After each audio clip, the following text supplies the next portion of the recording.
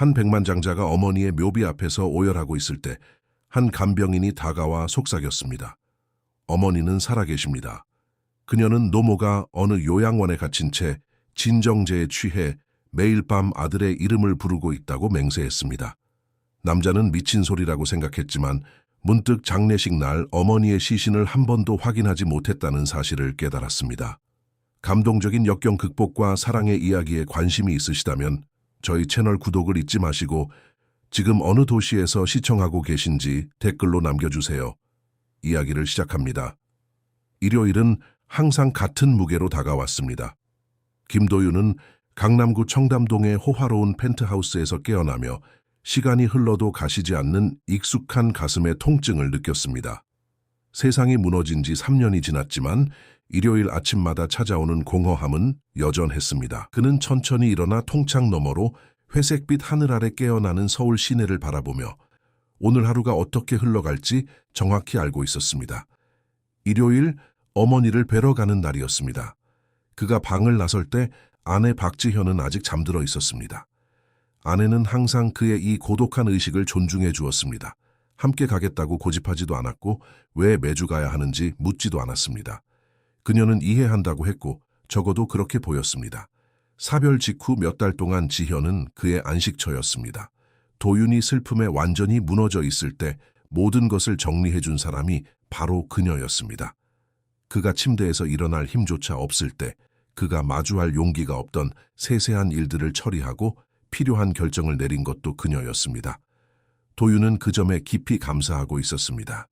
거울이 달린 엘리베이터 안에서 그는 일요일마다 고집스럽게 매는 검은 넥타이를 매만졌습니다. 그것은 어머니를 향한 조용한 추모였습니다. 경비원은 익숙한 듯 정중하게 인사했고 기사는 목적지를 묻지도 않은 채 차를 준비하고 기다리고 있었습니다. 분당 추모공원, 항상 같은 장소였습니다. 도윤은 일찍 문을 연 꽃집에서 조심스럽게 산 하얀 국화꽃 다발을 손에 들고 있었습니다. 일요일 아침의 교통체증은 가벼웠습니다. 서울은 일요일마다 평소와는 전혀 다른 도시처럼 보였습니다. 더 차분하고 어딘가 우울한 분위기였습니다. 도윤은 차창 밖으로 익숙한 거리와 자신의 역사를 지켜본 건물들을 바라보며 결코 아물지 않는 슬픔을 안고 사는 사람만이 느끼는 고통스러운 친밀감을 느꼈습니다. 그의 어머니 이선옥은 그의 인생에서 가장 소중한 사람이었습니다. 강인하고 개성 넘치는 여성이었던 그녀는 남편이 도윤이 어릴 적 떠난 후 홀로 아들을 키워냈습니다. 그녀는 쉬지 않고 일하며 작은 수선집을 일궈내 가세를 세웠고 아들이 부족함을 느끼지 않도록 헌신했습니다. 도윤이 공부하고 큰 꿈을 꾸며 주어진 환경보다 더 나은 사람이 될 수 있다고 믿게 해준 이도 바로 그녀였습니다. 도윤이 사업에서 성공을 거두고 마침내 어머니께 마땅한 안락함을 드릴 수 있게 되었을 때 모든 것이 제자리를 찾는 듯했습니다. 그는 어머니를 위해 편안한 아파트를 마련해 드렸고 건강이 나빠지기 시작하자 곁을 지킬 간병인을 고용했으며 최고의 모든 것을 누리게 해드렸습니다. 그런데 갑자기 모든 것이 끝났습니다. 급성 심근경색이라고 했습니다. 예고도 없이 작별 인사도 할 틈 없이 너무나 갑작스러웠습니다. 도윤이 해외 출장 중이었을 때 지현에게서 전화가 왔습니다. 그녀의 목소리는 떨리고 있었고 충격에 휩싸여 있었습니다. 어머니가 밤사이에 돌아가셨으니 즉시 돌아와야 한다는 내용이었습니다. 그날의 기억은 여전히 그를 괴롭혔습니다. 도윤이 집에 도착했을 때 모든 것은 이미 정리되어 있었습니다. 효율적인 지현은 세세한 부분까지 모두 처리해 두었습니다. 장례식 일정이 잡혔고 꽃이 주문되었으며 서류 절차도 끝난 상태였습니다. 그녀는 조심스럽게 관을 열지 않는 것이 좋겠다고 설명했습니다. 심장마비가 너무 갑작스러웠고 시신 처리에 필요한 절차가 있었기에 어머니의 모습을 그대로 기억하는 것이 더 예의일 것이라고 했습니다. 슬픔에 잠겨 아무것도 따질 기운이 없던 도윤은 그저 동의했습니다. 그는 반박할 힘도 고집을 피울 기운도 없었습니다. 그저 세상에서 가장 사랑하는 사람이 담긴 굳게 닫힌 관 앞에서 몇 시간이고 앉아 울 뿐이었습니다. 3년이 지난 지금도 도윤은 계속해서 이곳을 찾았습니다. 매주 단 한 번도 거르지 않았습니다. 차를 세우고 묘원의 나무 우거진 길을 걸어 익숙한 묘지들을 지나 이씨 가문의 묘소에 다다랐습니다. 그곳은 대리석 묘비의 이선옥이라는 이름과 생몰연대가 새겨진 아름답고 잘 관리된 곳이었습니다. 도윤은 항상 정성스럽게 비석을 닦고 시든 꽃을 새 꽃으로 갈아준 뒤 그곳에 앉아 어머니와 무언의 대화를 나누었습니다. 하지만 이번 일요일은 느낌이 달랐습니다. 다음 주면 도윤은 저소득층 여성 창업자들을 돕는 자선 프로젝트인 이선옥 재단을 설립할 예정이었습니다. 그것은 슬픔을 유산으로 바꾸고 어머니의 이름이 세상에 계속해서 선한 영향력을 미치게 하려는 그의 방식이었습니다. 그는 몇 달 동안 세부 사항을 계획하고 팀을 꾸리며 기준을 정하는 데 공을 들였습니다. 그것은 그가 드릴 수 있는 가장 큰 경의였습니다. 하지만 날짜가 다가올수록 공허함은 더 커졌습니다. 재단을 설립한다는 것은 어머니가 돌아오지 않는다는 사실을 확정짓고 그 장을 영원히 닫는다는 의미처럼 느껴졌기 때문입니다. 도윤은 묘비 앞에 무릎을 꿇고 평소처럼 나지막이 말을 걸기 시작했습니다. 재단 이야기, 계획들, 그리고 어머니가 얼마나 자랑스러워 하실지에 대해 이야기했습니다. 여느 때처럼 눈물이 차올랐습니다. 그는 손등으로 얼굴을 닦으며 결코 떠나지 않는 그리움과 죄책감의 뒤섞임을 느꼈습니다. 곁에 있어 드리지 못한 죄책감, 어머니가 없는 세상에서 혼자 살아가고 있다는 죄책감이었습니다. 그때 발소리가 들렸습니다. 도윤이 고개를 들자 한 여성이 다가오고 있었습니다.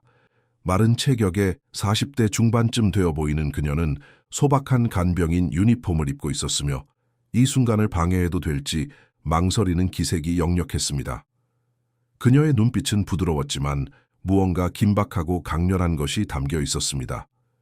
도윤은 조금 당혹스러워하며 일어났습니다. 일요일 아침 묘원의 이 구역에 방문객이 오는 일은 흔치 않았습니다. 여인은 몇 미터 떨어진 곳에 멈춰 서서 초조하게 손을 맞잡았습니다. 방해해서 죄송합니다, 선생님. 그녀가 낮지만 정중한 목소리로 말했습니다. 저 드릴 말씀이 있습니다. 선생님의 어머니에 관한 일입니다. 도윤은 짜증이 솟구치는 것을 느꼈습니다. 묘지에서 누군가 다가오는 것이 처음이 아니었기 때문입니다. 대개 돈을 요구하거나 어머니를 안다는 거짓말을 지어내 상황을 이용하려는 사람들이었습니다. 그는 예의 바르게 그녀를 돌려보내려 했지만 여인의 얼굴에서 보이는 무언가가 그를 멈추게 했습니다. 그녀는 거짓말을 하는 것 같지 않았습니다. 오히려 자신이 하려는 말에 겁을 먹은 것처럼 보였습니다. 무슨 일이시죠? 도윤이 목소리를 가다듬으며 물었습니다. 여인은 용기를 내듯 깊게 숨을 들이마셨습니다.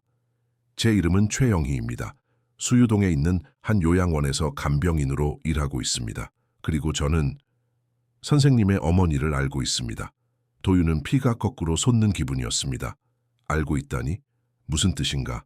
전혀 말이 되지 않았습니다. 사람을 잘못 보신 것 같군요. 도윤이 의도보다 날카롭게 말했습니다. 제 어머니는 3년 전에 돌아가셨습니다.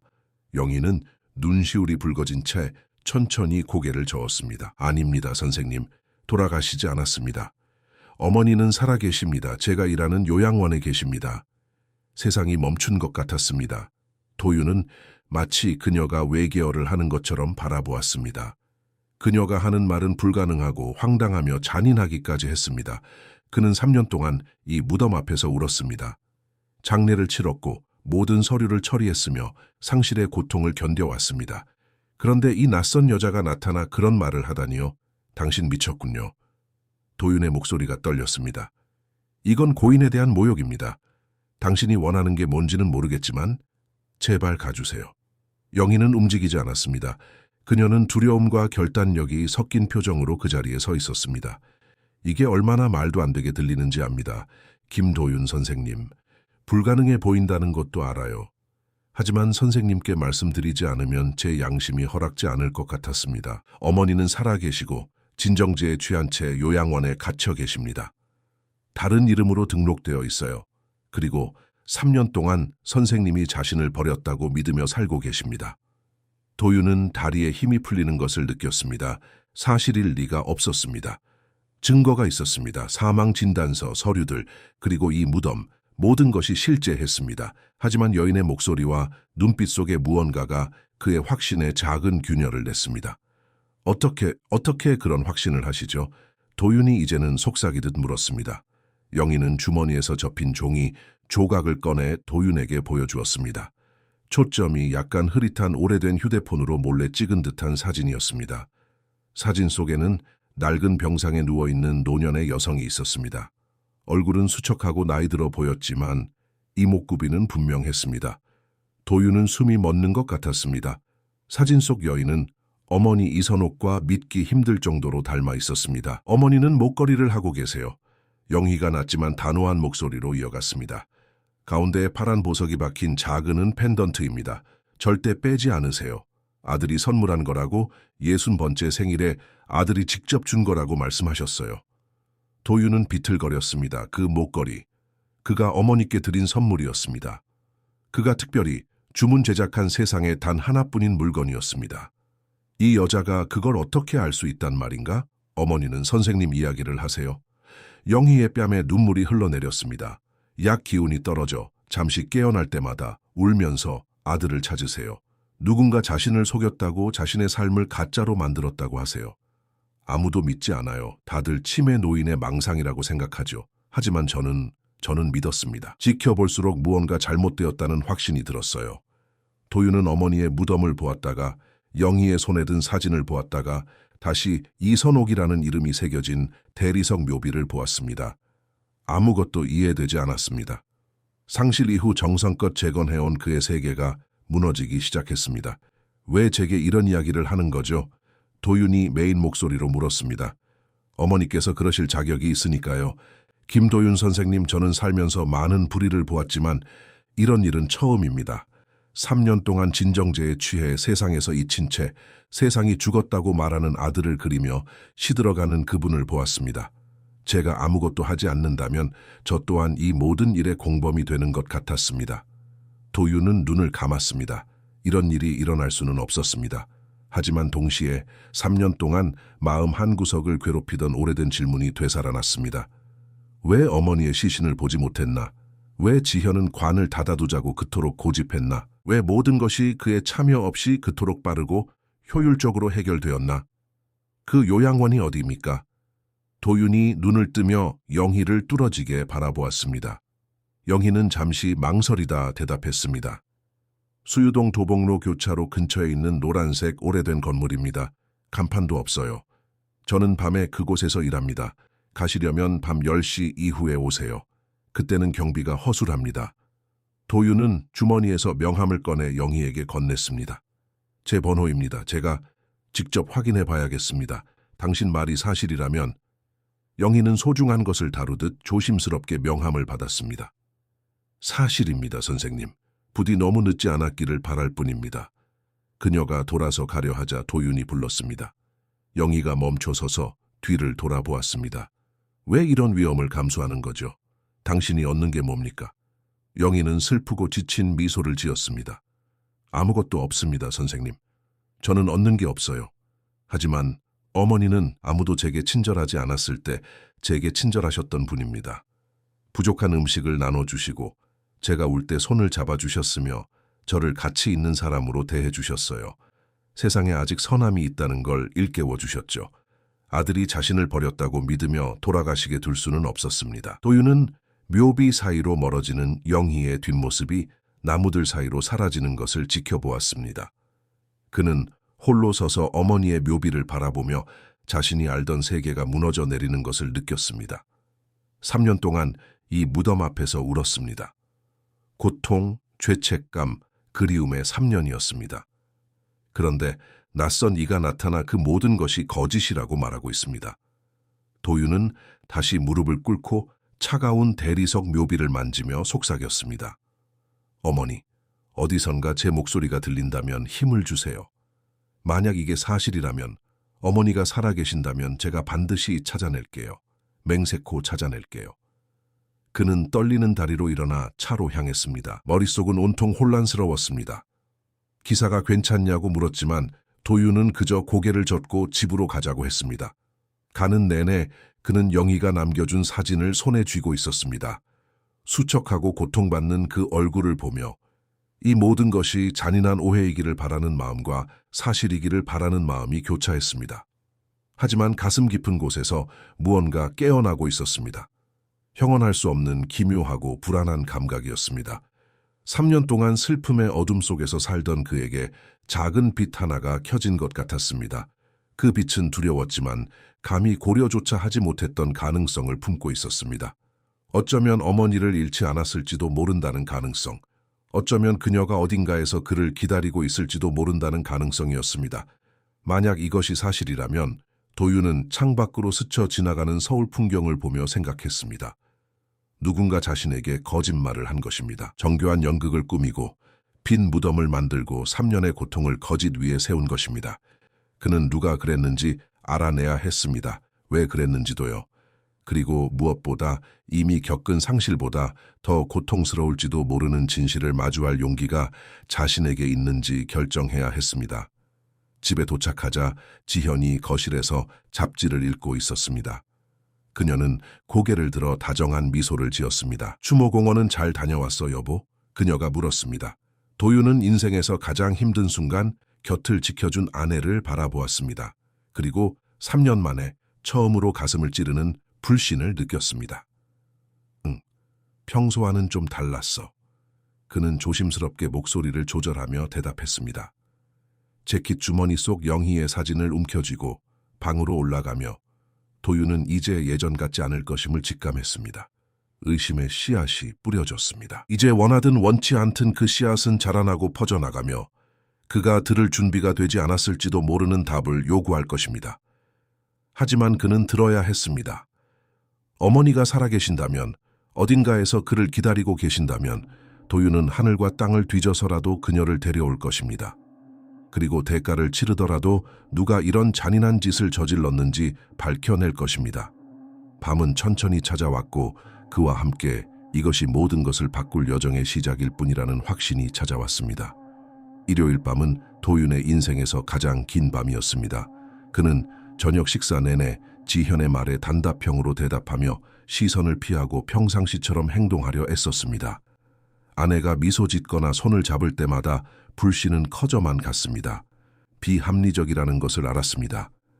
지현은 항상 그의 동반자였고 세상이 무너졌을 때 그의 손을 잡아준 사람이었습니다. 하지만 주머니 속 사진과 영희의 말이 머릿속을 맴돌자 도윤은 모든 것을 의심하지 않을 수 없었습니다. 지연이 마침내 잠들었을 때 그는 그녀의 숨소리가 깊고 일정해지기를 기다렸습니다. 그리고 조용히 침대에서 일어나 옷을 갈아입고 차 키를 챙겼습니다. 주방에 업무상 급한 일이 생겨나갔다는 메모를 남겼습니다. 완전히 거짓말은 아니었습니다. 이것은 그의 인생에서 가장 긴급한 일이었습니다. 밤의 서울은 낮과는 다른 얼굴을 하고 있었습니다. 낮에는 활기 넘치던 거리들이 오렌지빛 가로등 아래 적막해 보였습니다. 도윤은 영희가 말한 대로 동부간선도로를 타고 수유동으로 향했습니다. 내비게이션은 도봉로를 가리켰고 그는 교차로에서 속도를 줄였습니다. 그곳에 있었습니다. 페인트가 벗겨진 노란색 3층짜리 오래된 건물. 창문에는 녹슨 창살이 있었고 간판 하나 없었습니다. 언뜻 보기엔 버려진 건물 같았지만 위층의 희미한 불빛이 그곳에 누군가 있음을 말해주고 있었습니다. 도윤은 길 건너편에 차를 세우고 심장이 터질 듯 뛰는 채로 지켜보았습니다. 한편으로는 이 모든 것이 끔찍한 착각이기를 바랐고 한편으로는 진실을 밝혀야 한다는 것을 알고 있었습니다. 밤 11시가 다 되었을 때 그는 차에서 내려 길을 건넜습니다. 앞문은 잠겨 있었지만 옆에 낡은 초인종이 있었습니다. 도윤은 벨을 누르고 기다렸습니다. 몇 분 후 중년의 경비원이 뿌연 유리창 너머로 의심스러운 눈초리로 나타났습니다. 무슨 일이쇼? 남자가 문을 완전히 열지 않은 채 물었습니다. 도윤은 재빨리 말을 지어냈습니다. 안녕하십시오. 고모님이 여기 입원해 계시다는 연락을 받고 왔습니다. 면회할 수 있을까요? 경비원이 미간을 찌푸렸습니다. 면회는 8시까지요. 고모님 성함이 어떻게 되쇼? 이선옥입니다. 도윤이 대답했습니다. 남자는 고개를 저었습니다. 그런 이름은 여기 없소. 도윤은 가슴이 철렁 내려앉았지만 영희가 했던 말을 떠올렸습니다. 가짜 이름. 그는 전략을 바꿨습니다. 이보세요. 늦은 건 알지만 정말 중요합니다. 멀리서 왔어요. 다시 한 번만 확인해 주시겠습니까? 다른 이름으로 등록되어 있을지도 모릅니다. 70 정도 되셨고 백발의 은 목걸이를 하고 계십니다. 경비원은 망설이다 한숨을 내쉬었습니다. 잠깐 기다리시오. 그는 도윤을 춥고 어두운 복도에 세워둔 채 몇 분간 사라졌습니다. 그곳에서는 오래된 시설 특유의 냄새, 소독약과 찌든 음식 냄새, 그리고 설명하기 힘든 무언가가 섞인 냄새가 났습니다. 마침내 남자가 흰색 유니폼을 입은 마른 여성을 데리고 돌아왔습니다. 영희였습니다. 영희는 도윤을 보고 눈이 커졌지만 재빨리 놀라움을 감췄습니다. 김도윤 선생님, 그녀가 거의 들리지 않을 정도로 작게 인사했습니다. 잘 오셨습니다. 아는 사람이요? 경비원이 여전히 의심하며 물었습니다. 네, 아는 분입니다. 이번 환자 가족이세요. 제가 모시고 갈게요. 영희가 단호하게 대답했습니다. 경비원은 그제야 만족한 듯 입구 근처 의자로 돌아갔습니다. 영희는 도윤에게 따라오라는 신호를 보내고 좁은 계단을 오르기 시작했습니다. 두 사람은 아무 말도 하지 않았고 벗겨진 벽 사이로 발소리만 울려 퍼졌습니다. 2층의 한문 앞에서 영희가 멈춰 서서 도윤을 바라보았습니다. 지금은 주무시고 계세요. 매일 밤 강한 약을 투여하거든요. 하지만 몇 분 뒤면 약 기운이 떨어지기 시작할 거예요. 그때쯤이면 정신이 혼미한 상태로 깨어나 아드님을 찾으시곤 하죠. 영희가 설명했습니다. 선생님, 마음의 준비를 하셔야 합니다. 상태가 좋지 않으세요. 3년 동안 강한 약물과 고독에 시달리셨으니까요. 사람이 망가지기에 충분한 시간입니다. 도윤은 말없이 고개를 끄덕였습니다. 영희가 천천히 문을 열었고 두 사람은 복도에 희미한 불빛만 비치는 작은 방으로 들어갔습니다. 벽에 붙은 간소한 침대 위에 얇은 이불을 덮고 웅크린 형체가 있었습니다. 도윤은 한 걸음 한 걸음이 수천 톤처럼 느껴지는 무거운 발걸음으로 다가갔습니다. 마침내 침대 곁에 서서 그 여인의 얼굴을 본 순간 그의 발밑에서 세상이 무너져 내렸습니다. 선옥이었습니다. 그의 어머니였습니다. 살아계셨습니다.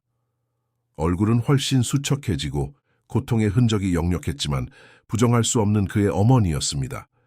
베개 위에 흩어진 백발, 가슴 위에 놓인 가느다란 손, 그리고 희미한 불빛 아래 반짝이는 파란 보석의 은 목걸이. 도윤은 다리에 힘이 풀려 벽을 짚어야 했습니다. 믿을 수 없었습니다. 이런 일이 일어날 리 없었습니다. 3년 동안 그녀의 죽음을 슬퍼했습니다. 빈 무덤을 찾았고 파괴적인 죄책감을 짊어졌으며 다시는 그 얼굴을 보지 못할 것이라 믿으며 살았습니다. 그런데 지금 눈앞에 살아계셨습니다. 어머니, 도윤이 완전히 갈라진 목소리로 속삭였습니다. 영희가 그의 어깨를 부드럽게 두드렸습니다. 곧 깨어나실 거예요. 약효가 떨어지고 있거든요. 하지만 깨어나셔도 바로 알아보지 못하실 수도 있어요. 약 때문에 혼란스러워 하시거든요. 도윤은 그 연약한 모습을 눈에서 떼지 못한 채 침대 옆 의자에 앉았습니다. 누가 이런 짓을 할 수 있었을까? 수많은 질문이 머릿속을 스쳤지만 답은 나오지 않았습니다. 그는 떨리는 손을 뻗어 어머니의 손을 조심스럽게 만졌습니다. 차가운 피부와 마른 손가락이었지만 그것은 실제했습니다. 어머니였습니다. 그때 선옥이 움직이기 시작했습니다.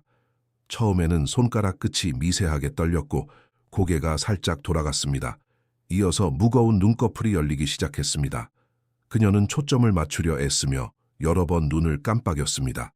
시선이 방안을 헤매다 침대 곁에 앉은 도윤에게 멈췄습니다. 몇 초간 그녀는 아무 표정 없이 바라보기만 했습니다. 그러다 천천히 얼굴에 변화가 생기기 시작했습니다. 눈이 커지고 입이 소리 없는 비명을 지르듯 벌어졌습니다.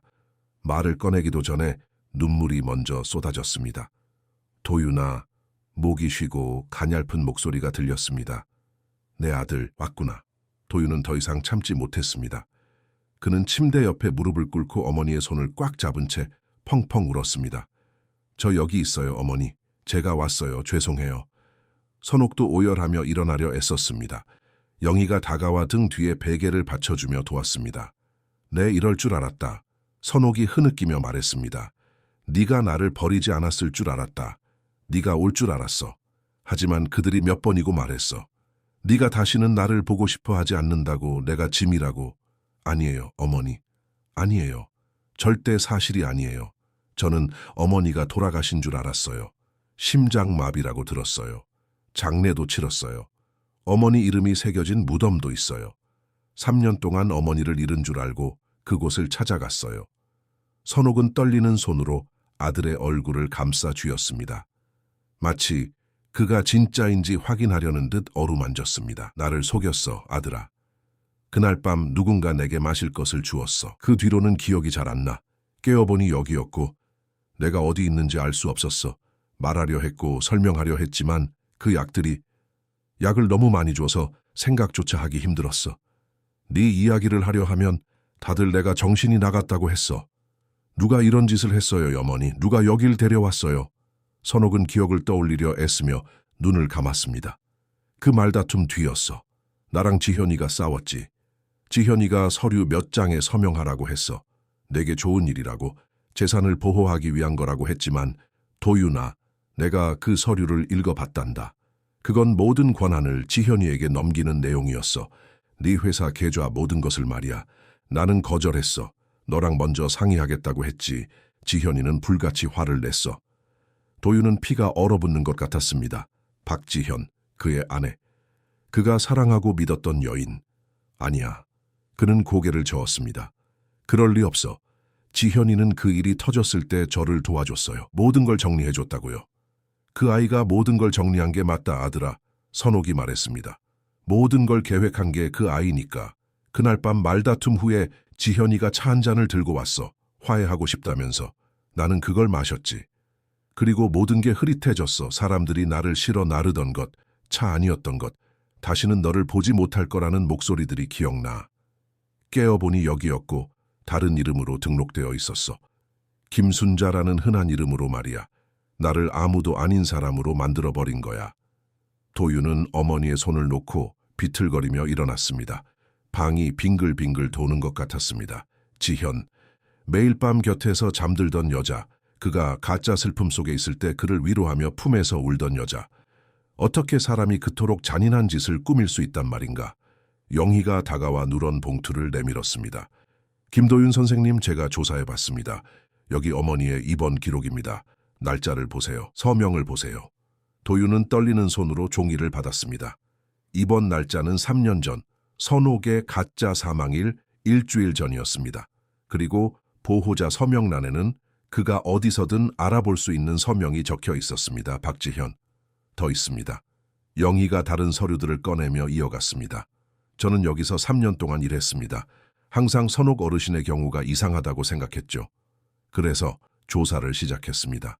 누군가 매달 돈을 보내 그분을 이곳에 가두고 진정제를 마치며 면회를 차단하고 있다는 걸 알게 됐습니다.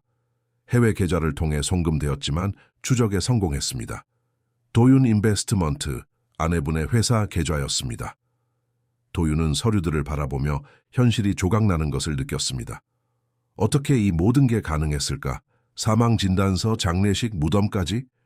영희가 다른 서류를 가리켰습니다. 여기요. 사망진단서에 서명한 의사는 서류 조작으로 면허가 취소된 사람입니다.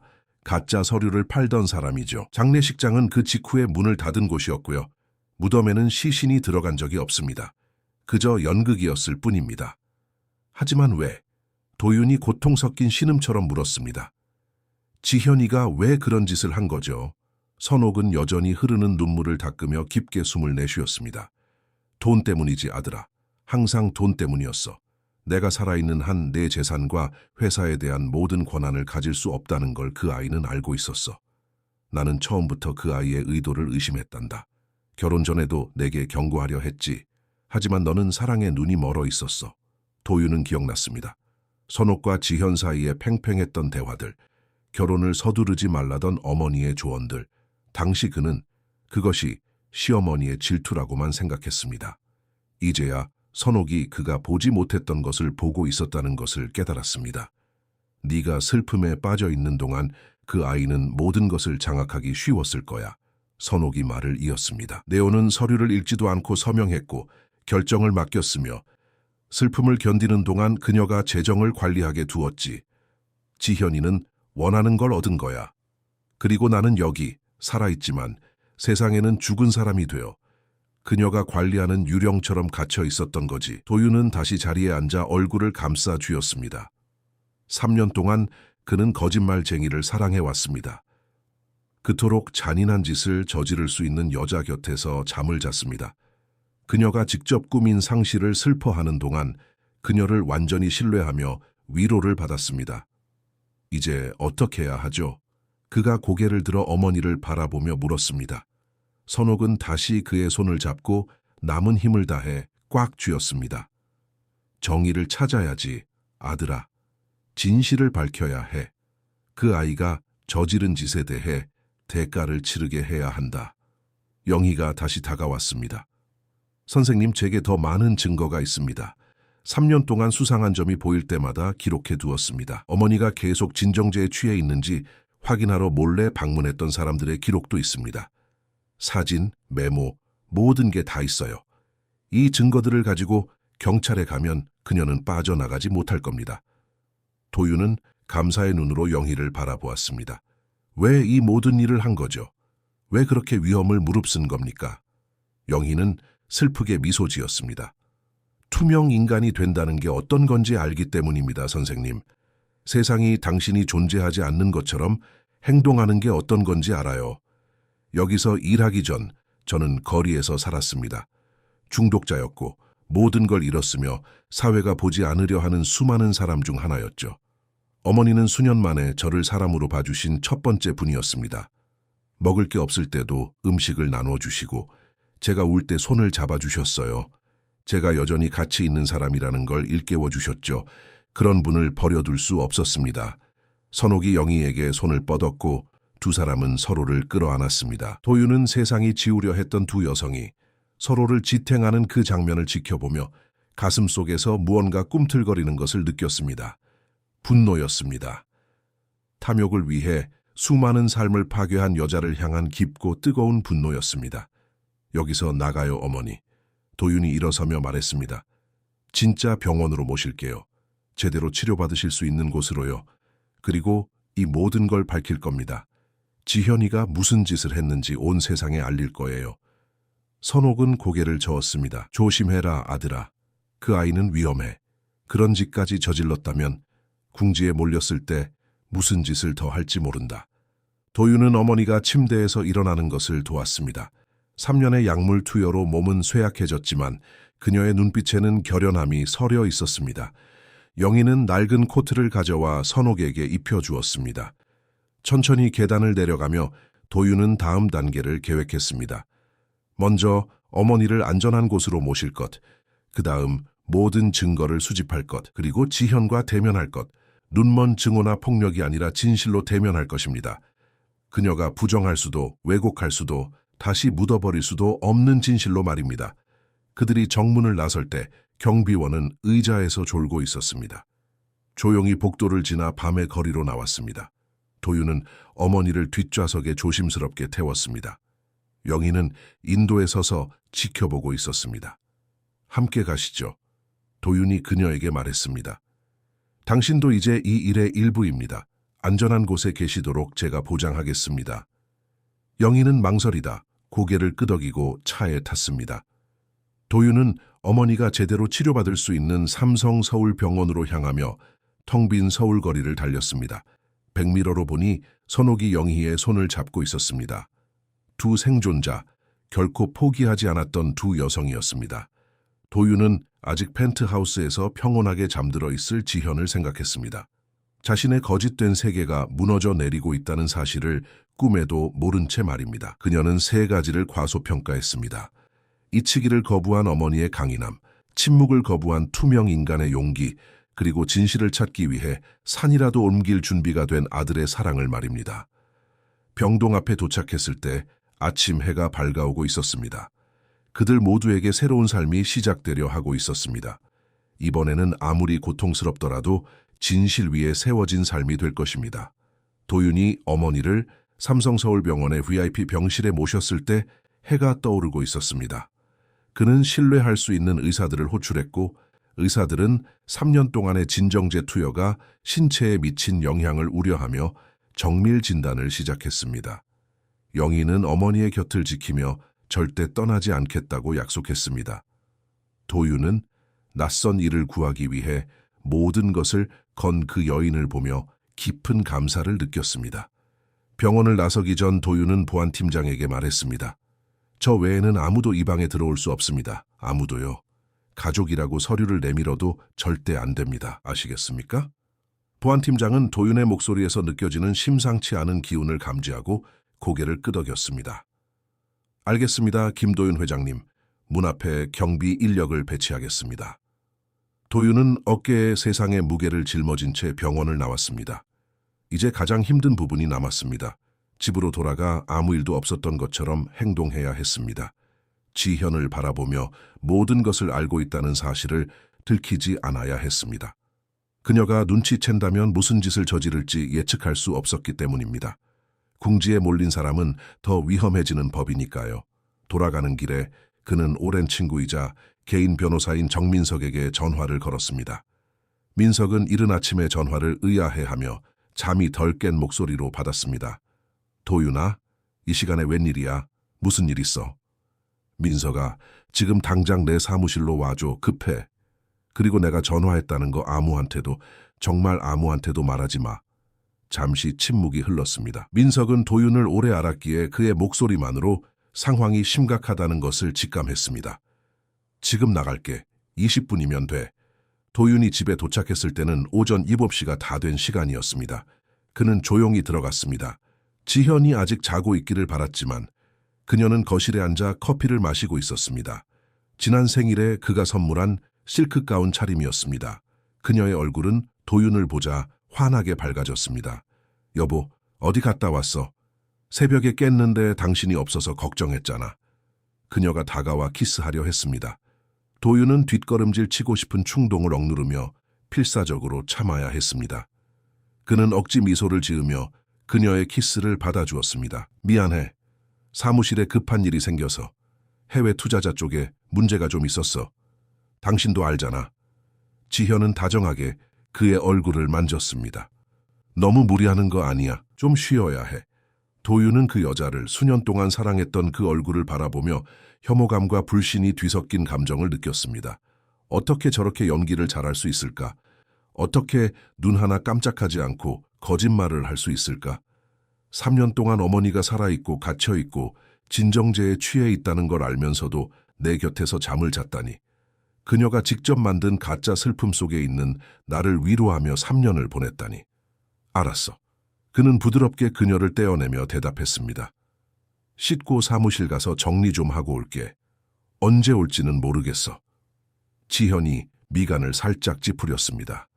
일요일인데 주말에는 일 좀 줄이기로 약속했잖아. 중요한 일이라서 그래. 그는 이미 계단을 오르며 말했습니다. 샤워기 아래에서 뜨거운 물을 맞으며 도윤은 마침내 참았던 눈물을 터뜨렸습니다. 어머니를 위해 빼앗긴 3년의 세월을 위해 그녀가 겪은 잔인함을 위해 울었습니다. 배신감에 그토록 사악한 여자에게 낭비한 사랑에 울었습니다. 사랑에 눈이 멀어 어머니의 신호를 보지 못했던 자신의 어리석음에 울었습니다. 샤워를 마치고 나온 도윤은 평정을 되찾았습니다. 옷을 갈아입고 중요한 서류 몇 장을 챙겨 내려왔습니다. 지현은 주방에서 아침 식사를 준비하고 있었습니다. 도윤은 당장이라도 그녀를 붙잡고 모든 진실을 쏟아내고 싶었지만 참았습니다. 법대로 제대로 해야 했습니다. 증거와 증인, 그리고 정의를 등에 업고 말입니다. 나중에 봐. 그는 그녀의 이마에 입을 맞추었습니다. 지현이 그의 팔을 붙잡았습니다. 괜찮은 거지 여보? 좀 이상해 보여. 도윤은 다시 억지 미소를 지었습니다. 그냥 좀 피곤해서 그래. 괜찮아. 그녀는 손을 놓았지만 의심스러운 눈초리는 거두지 않았습니다. 도윤은 등 뒤로 꽂히는 시선을 느끼며 집을 나섰습니다. 사무실에는 민석이 이미 기다리고 있었습니다. 40 중반의 민석은 깔끔하게 빗어넘긴 머리와 진지한 표정을 지닌 충직한 마음을 가진 사람이었습니다. 두 사람은 대학 동창으로 각자의 분야에서 성공하며 오랜 우정을 쌓아왔습니다. 무슨 일이야, 도윤아? 전화 목소리에 정말 놀랐어. 도윤은 사무실 문을 잠그고 벽에 매립된 금고를 열었습니다. 그 안에서 영희가 준 서류들과 요양원에 있는 선옥의 사진이 든 파일을 꺼냈습니다. 그는 그것들을 민석에게 내밀었고 민석은 점점 경악하며 서류를 살피기 시작했습니다. 이게 다 뭐야? 민석이 눈이 휘둥그레져 물었습니다. 우리 어머니야. 도윤이 단호하게 말했습니다. 어머니는 살아계셔. 그리고 지현이가 3년 동안 어머니를 가둬둔 범인이야. 민석은 서류에서 눈을 떼고 충격에 휩싸여 도윤을 바라보았습니다. 도윤아, 그럴 리가 없어. 선옥 어르신은 우리 장례식에도 갔잖아. 무덤도 있잖아. 너도 나처럼 다친 관과 빈 무덤을 본 것뿐이야. 지현이가 모든 걸 조작했어. 사망 진단서는 가짜고 면허 취소된 의사가 서명했어. 장례식은 곧 문 닫을 장례식장에서 연극처럼 치러졌고 어머니는 3년 동안 가짜 이름으로 등록되어 요양원에서 진정제에 취해 사셨어. 민석은 얼굴을 감싸 쥐며 이 사실을 받아들이려 애썼습니다. 어떻게 알아낸 거야? 요양원 간병인이 추모 공원으로 나를 찾아왔어. 수년 동안 어머니를 지켜보며 의심해왔대. 내 정체를 알고 진실을 말해주기로 결심한 거야. 지금 어르신은 어디 계셔? 삼성 서울병원에 보안을 강화해뒀어. 지현이가 내가 다 알았다는 걸 눈치채면 무슨 짓을 할지 모르니까. 민석은 서류를 더 꼼꼼히 읽기 시작했습니다. 여기 도윤 인베스트먼트에서 송금된 기록이 있네. 도윤아, 이 회사는 지현이 명의지만 네가 공동 책임자로 되어 있어. 이 송금 내역 알고 있었어? 아니, 어머니가 돌아가셨다고 믿은 뒤로 회사 관리를 지현이에게 맡겼어. 그때는 충격과 슬픔 때문에 서류를 제대로 보지도 않고 서명했지. 지현이는 그걸 이용한 거야. 민석은 믿기지 않는다는 듯 고개를 저었습니다. 이건 정말 정교한 사기야, 도윤아. 하루아침에 계획된 게 아니야. 아주 세세한 부분까지 치밀하게 짰어. 알아. 이제 이 거짓의 성을 하나하나 무너뜨려야 해. 하지만 조심해야 해. 지현이가 눈치채면 무슨 일이 벌어질지 몰라. 민석은 잠시 생각에 잠겼습니다. 증거를 더 모아야 해. 간병인의 증언도 중요하지만 더 확실한 게 필요해. 송금 경로를 모두 추적하고 사기에 가담한 사람들을 찾아내고 요양원에 진짜 진료 기록을 확보해야 해. 지현이가 눈치채지 못하게 조용히 진행해야 해. 어떻게? 민석은 깊게 숨을 들이마셨습니다. 먼저 법원으로부터 도윤 인베스트먼트의 계좌 추적 영장을 받아낼게. 신뢰할 수 있는 판사님께 상황을 설명하고 비밀리에 진행할 수 있어. 둘째, 사설 탐정을 고용해서 지난 3년간 지현이의 모든 행적을 추적해야 해. 셋째, 어르신을 보호해야 해. 어르신이 가장 중요한 증인이야. 만약 어르신께 무슨 일이라도 생기면. 그는 말을 끝내지 않았지만 도윤은 알아들었습니다. 이미 병실에 보안을 붙였어. 영희 씨도 함께 있고 지난 수년간 어머니를 믿어준 유일한 사람이니까. 영희 씨도 보호해야 해. 지현이가 그녀의 역할을 알게 되면 타깃이 될 거야.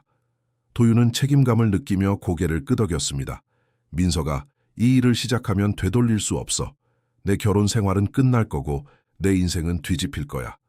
언론도 가만히 있지 않겠지. 민석은 친구의 눈을 똑바로 바라보았습니다. 그럼 시작하지 않을 거야? 곁에서 잠드는 여자가 네 어머니를 가둬두었다는 걸 알면서 살 수 있어? 아무 일도 없었던 것처럼 연기할 수 있겠어? 그녀를 그냥 내버려 둘 거야? 도윤은 눈을 감았습니다. 아니, 그럴 순 없어. 그럼 선택의 여지가 없네, 도윤아. 모든 걸 밝히자. 정의를 실현하자고. 선옥 어르신이 겪은 그 고통스러운 나날에 대해 반드시 대가를 치르게 해주자. 그 후 며칠 동안 도윤은 피말리는 이중 생활을 이어갔습니다. 낮에는 집에서 평상시처럼 지현과 대화하고 저녁을 먹고 곁에서 잠들었습니다. 하지만 모든 몸짓은 계산된 것이었고 모든 말은 정제된 것이었습니다. 그는 그녀의 일거수일투족을 관찰하며 어떻게 그동안 그녀의 정체를 눈치채지 못했는지 자책했습니다. 밤에 지현이 잠들면 도윤은 조용히 빠져나와 병원으로 향했습니다. 선옥은 천천히 회복 중이었습니다. 의사들은 장기간의 진정제 투여를 되돌리는 데 시간이 걸릴 것이라고 했지만 그녀는 치료에 잘 반응하고 있었습니다. 도윤은 어머니 곁에서 몇 시간씩 머물며 빼앗긴 3년의 이야기를 들었고 진실을 일찍 알지 못한 것에 대해 수없이 용서를 빌었습니다. 내 잘못이 아니다, 아들아. 선옥은 항상 그의 손을 잡으며 말했습니다. 그 아이는 교묘한 조종자야. 네가 의심하지 못하도록 어떻게 행동해야 할지 정확히 알고 있었던 거지. 그동안 민석은 마쿠에서 조용히 움직였습니다. 법원 영장을 받아 도윤 인베스트먼트의 계좌를 조사하기 시작했습니다. 결과는 예상보다 더 충격적이었습니다. 지현은 지난 3년간 수십억 원을 빼돌려 해외 계좌로 송금하고 페이퍼 컴퍼니를 세우고 제3자의 이름으로 부동산을 사들였습니다. 도윤이 수년간 일궈온 자산이 체계적으로 약탈당하고 있었던 것입니다. 사설탐정 한승우는 지현을 미행하기 시작했습니다. 그는 지현이 도윤이 아닌 다른 남자를 자주 만난다는 사실을 알아냈습니다. 고급 레스토랑과 호텔에서의 만남이 사진에 찍혔습니다. 지현은 도윤의 돈만 훔친 것이 아니었습니다. 그녀는 그를 배신하고 있었습니다. 사진을 본 도윤은 가슴이 쓰렸지만 예상과는 다른 통증이었습니다. 질투가 아니었습니다. 오히려 안도감에 가까웠습니다. 그가 사랑했던 여자는 애초에 존재하지 않았다는 또 다른 증거였기 때문입니다. 모든 것이 연극이었습니다. 민석은 가짜 사망 진단서에 서명한 의사도 찾아냈습니다. 그는 면허가 취소된 후 지방 소도시에서 조용히 살고 있었습니다. 한승우 탐정이 그를 찾아가 협조하지 않으면 심각한 문제가 생길 것이라고 압박하자 의사는 모든 것을 자백했습니다. 3년 전 지현이 찾아와 거액을 제안하며 가짜 서류 작성을 요구했다는 것입니다. 도박 빚에 시달리던 그는 제안을 수락했습니다. 이제 그는 증언할 준비가 되어 있었습니다. 장례식장 주인도 찾아냈습니다. 그는 사업을 접고 다른 도시로 떠났지만 결국 소재가 파악되었습니다. 그는 지현이 시신 없는 장례식을 위해 돈을 지불했다고 털어놓았습니다. 관은 비어 있었습니다. 그는 돈을 많이 주기도 했고 복잡한 가족 사정이라는 그녀의 말을 믿고 따지지 않았다고 했습니다. 조각조각 진실이 맞춰지고 있었습니다. 민석은 수백 페이지에 달하는 서류, 사진, 증언, 은행 기록을 모아 방대한 보고서를 완성했습니다. 지현이 이 정교한 사기를 주도했다는 반박할 수 없는 증거들이었습니다. 그 주 목요일, 민석이 도윤에게 전화를 걸었습니다. 준비 끝났어. 다 모았어. 내일 아침 경찰에 정식으로 고소장을 접수하자. 도윤은 사무실에서 전화를 받았습니다. 그는 통창 너머로 발 아래 펼쳐진 서울 시내를 바라보며 모든 것이 무너지기 직전임을 느꼈습니다. 준비됐어. 도윤아, 한 가지만 묻자. 민석이 말했습니다. 고소장이 접수되면 경찰은 즉시 지현이를 체포할 거야. 정말 괜찮겠어? 시작하면 되돌릴 수 없어. 도윤은 어머니를 생각했습니다. 그녀가 잃어버린 3년을 생각했습니다. 진실을 밝히기 위해 홀로 싸운 영희를 생각했습니다. 그리고 빈 무덤 앞에서 울고 지현의 품에서 위로받던 자신의 지난 3년을 생각했습니다. 확실해. 그럼 내일 오전 9시 서울지방경찰청에서 보자. 내가 모든 서류를 가지고 갈게. 너는 어머니와 영희 씨를 모시고 와서 진술하게 해줘. 승우 씨도 사진 증거물들을 다 챙겨올 거야. 알았어. 도윤은 전화를 끊고 손에 든 휴대폰을 물끄러미 바라보았습니다. 이제 하룻밤 남았습니다. 아무것도 모르는 척 연기해야 하는 마지막 밤. 자신의 인생을 파괴한 여자 곁에서 잠들어야 하는 마지막 밤.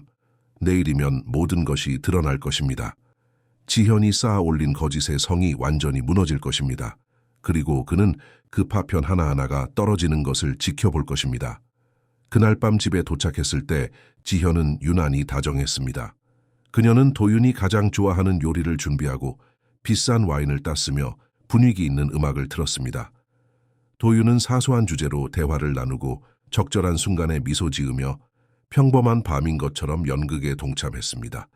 하지만 침대에 누웠을 때 그는 어둠 속에서 천장을 바라보며 몇 시간 동안 깨어 있었습니다. 곁에서 지현은 평온하고 규칙적인 숨소리를 내며 깊이 잠들어 있었습니다. 어떻게 저렇게 평화롭게 잘 수 있을까? 도윤은 자문했습니다. 자신이 저지른 일의 무게를 안고 어떻게 저렇게 살 수 있을까? 도윤은 당장 그녀를 깨워 자신이 아는 모든 것을 쏟아내고 정체가 탄로 났을 때 그녀의 얼굴이 어떻게 변하는지 보고 싶은 충동을 느꼈습니다. 하지만 참았습니다. 내일이면 그녀도 알게 될 것입니다. 그녀가 세운 거짓의 성이 완전히 무너질 것입니다. 해가 뜨기 시작하자 도윤은 조용히 일어났습니다. 샤워를 하고 짙은 색 수트를 입고 넥타이를 매만졌습니다. 거울 속에는 매주 일요일 빈 무덤을 찾던 남자가 아닌 다른 사람이 서 있었습니다. 목적을 가진 남자, 사명을 띤 남자, 정의를 실현하려는 남자였습니다. 내려가자 지현이 주방에서 커피를 내리고 있었습니다. 그녀는 도윤을 보고 미소 지었습니다. 좋은 아침 여보, 오늘도 일찍 나가? 도윤은 그녀를 바라보았습니다. 모든 것이 끝나기 전 그녀가 자신을 아무 의심 없이 바라보는 마지막 순간을 기억에 새겼습니다. 응, 그가 대답했습니다. 중요한 회의가 있어. 지현이 다가와 그의 넥타이를 매만져 주었습니다. 그럼 잘 다녀와. 도윤은 그녀의 손을 잠시 잡고 자신이 사랑했고 믿었지만 모든 것을 파괴한 그 여자의 눈을 빤히 바라보았습니다. 고마워. 그가 말했습니다. 그리고 그는 문을 나섰습니다. 지연의 남편으로서 그 집을 나서는 마지막 순간이었습니다. 그가 다시 그 집으로 돌아올 때는 자유로운 남자가 되어 있을 것입니다. 거짓으로부터, 배신으로부터, 그리고 어머니를 산채로 매장하려 했던 여자로부터 자유로워진 남자 말입니다. 민석은 경찰청 앞에서 기다리고 있었습니다. 그 곁에는 영희의 부축을 받는 선옥과 서류 뭉치를 든 승우가 있었습니다. 도윤은 차를 세우고 그들에게 다가갔습니다. 순간의 무게가 느껴졌습니다. 시작합시다. 그가 말했습니다. 그리고 그들은 아무도 믿지 못할 이야기를 전하기 위해 경찰청 안으로 들어갔습니다. 남편의 재산을 가로채기 위해 시어머니의 죽음을 조작한 여자의 이야기, 3년간의 거짓말 이야기, 빈 무덤과 마침내 빛을 보게 된 진실의 이야기를 말입니다. 그 금요일 오전 서울지방경찰청은 분주했습니다. 도윤은 민석, 선옥, 영희, 승우와 함께 3년간의 조사를 일주일 만에 압축한 서류 상자들을 들고 안으로 들어갔습니다. 담당 수사관인 강태호 경감은 50대의 진중한 인상에 날카로운 눈빛을 지닌 사람이었습니다. 그는 일행을 자신의 집무실로 안내했습니다. 김도윤 회장님, 정 변호사님께 전화로 대략적인 상황은 들었습니다만 솔직히 믿기 힘든 이야기군요. 강 경감이 자리에 앉으라고 권하며 말했습니다. 이 정도 규모의 사기가 그렇게 오랫동안 유지되었다는 건 정말 드문 일입니다. 도윤은 깊게 숨을 들이마셨습니다. 이해합니다, 경감님. 저조차 믿기 힘들었으니까요. 하지만 증거는 여기 다 있습니다. 그리고 가장 확실한 증인은 3년 전 돌아가신 줄 알았던 제 어머니입니다. 강 경감은 영희 옆에 앉은 선옥을 바라보았습니다. 그녀는 여전히 쇠약해 보였지만 눈빛만은 단호했습니다. 어르신 성함이 이선옥 씨 맞습니까? 네, 맞습니다, 경감님. 선옥이 아직 약물 기운이 남은 거친 목소리로 대답했습니다. 저들이 제게 저지른 모든 짓을 말하러 왔습니다. 그 후 3시간 동안 각자의 진술이 이어졌습니다. 선옥은 지현과의 말다툼, 서명 거부, 독이 든 차, 그리고 요양원에서의 깨어남에 대해 이야기했습니다. 그녀의 목소리는 때때로 떨렸고 특히 아들이 자신을 버렸다고 믿으며 보낸 3년의 세월을 설명할 때는 더욱 그랬습니다. 영희는 어떻게 의심을 품게 되었는지, 수년간 어떻게 세세한 수상한 점들을 기록했는지, 그리고 마침내 추모공원에서 도윤을 찾아가기로 결심한 과정을 진술했습니다. 그녀는 선옥의 감금 생활을 증명하는 수십 페이지 분량의 메모 노트를 증거로 제출했습니다. 민석은 은행 기록을 제시하며 수십억 원의 횡령, 해외 계좌 송금, 페이퍼 컴퍼니 설립 내역을 보여주었습니다. 승우는 지현의 배신 현장이 담긴 사진들과 수상한 만남의 기록, 그리고 자신이 수집한 관련자들의 증언을 내놓았습니다. 강 경감은 메모를 하고 설명을 요구하며 모든 이야기를 주의 깊게 들었습니다. 진술이 모두 끝났을 때 그는 의자에 몸을 기대며 눈에 띄게 충격을 받은 모습이었습니다. 이건 제가 수사관 생활을 하며 본 사기 사건 중 가장 치밀한 것 중 하나입니다. 그가 말했습니다. 김 회장님, 정말 이대로 진행하시겠습니까? 일단 수사가 시작되면 회장님의 사생활은 언론의 먹잇감이 될 겁니다. 도윤은 어머니를 보았고 영희를 보았으며 마지막으로 강 경감을 바라보았습니다. 확실합니다. 제 어머니는 3년 동안 갇혀서 진정제에 취해 아들이 자신을 버렸다고 믿으며 사셨습니다. 정의를 실현하는 데 치러야 할 대가가 아무리 크더라도 아깝지 않습니다. 강 경감은 고개를 끄덕였습니다. 알겠습니다. 즉시 박지현 씨에 대한 긴급 체포 영장을 신청하겠습니다. 또한 그녀와 관련된 모든 은행 계좌를 동결하고 전면적인 수사에 착수하겠습니다. 김 회장님 준비하십시오. 아내분이 체포되는 순간 오늘 중으로 모든 신문 한 면을 장식하게 될 겁니다. 알고 있습니다. 도윤이 대답했습니다. 강 경감이 전화를 걸어 지시를 내리기 시작했습니다. 1시간도 차에 되지 않아 경찰팀이 청담동 펜트하우스로 향했습니다. 도윤은 체포 현장에 있고 싶지 않다고 했습니다. 그 광경을 볼 기운이 없었습니다. 대신 그는 어머니와 영희를 데리고 병원으로 돌아가 소식을 기다리기로 했습니다. 2시간의 피말리는 기다림이 이어졌습니다. 도윤은 병실에서 어머니의 손을 잡고 아무 말 없이 앉아 있었습니다. 영희가 커피를 가져왔지만 아무도 마시지 못했습니다. 오전 11시 30분 도윤의 전화가 울렸습니다. 민석이었습니다.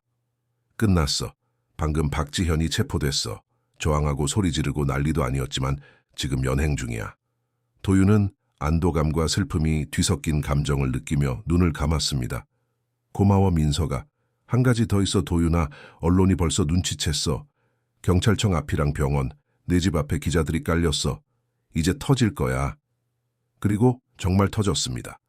몇 시간 만에 이 이야기는 모든 TV 채널, 뉴스 사이트, SNS를 도배했습니다.